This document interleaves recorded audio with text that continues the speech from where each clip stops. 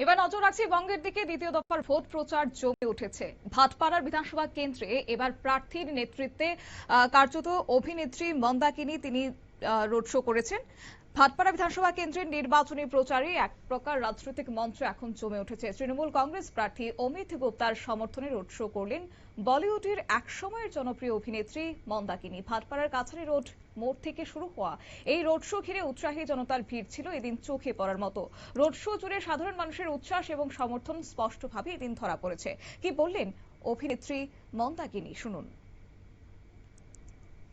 अभी हो जाएगा फिर बताते हैं। बोलिए बहुत अच्छा है, बहुत अच्छा। क्या लगता है भाटपाड़ा में क्या होने वाला है? भाटपाड़ा में क्या होने वाला है? क्या लगता है? क्या होगा? क्या होने वाला बहुत अच्छा होगा, अच्छा भी लग रहा है। अमित गुप्ता जी को सपोर्ट करने के लिए आई हूँ, तो इतना अच्छा माहौल है, इतना अच्छा पब्लिक का रिस्पांस है, तो समझो जीत जाएंगे। जय बंगला, जय बंगला। एक क्वेश्चन है, आपका जो फेवरेट गाना है राम तेरी गंगा मैली, मोदी जी ने गंगा में तैरा है।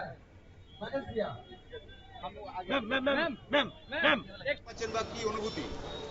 দেখুন, 365 দিন যে মানুষের পাশে থাকে, মানুষের সাথে থাকে, মানুষের আশীর্বাদও তার সাথে থাকে। তো সারা তো সব জায়গায় পাচ্ছি, ভালোবাসা পাচ্ছি, অভিনন্দন পাচ্ছি। মানুষ মধ্যে একটা আবেগ আছে যে এবার ভূমিপুত্র, এতবার একটা পরিবার সুযোগ পেয়েছে, সুযোগ পেয়ে ওই পরিবার এগিয়েছে, ভাটপাড়া পিছিয়েছে। এবার ভাটপাড়াকে এগিয়ে নিয়ে যাওয়ার পালা। মন্দাকিনী আসাতে কি মনে করছেন? আপনারা শুনলেন একদিকে অভিনেত্রীর বক্তব্য, অন্যদিকে প্রার্থী অমিত গুপ্তার বক্তব্য।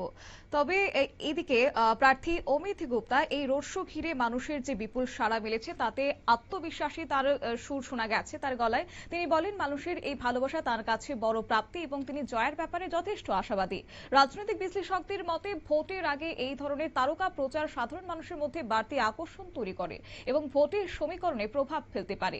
সব মিলিয়ে ভাটপাড়ার এই রোড শো শুধুমাত্র রাজনৈতিক প্রচার নয়, এক প্রকার জনসমাগমে পরিণত হয়, যেখানে সাধারণ মানুষ থেকে শুরু করে দলীয় কর্মী সমর্থক সকলের উপস্থিতি মুখর হয়ে ওঠে। তবে লক্ষণীয় বিষয় হচ্ছে এই ভাটপাড়া আগামী দিনে কার দখলে যায়।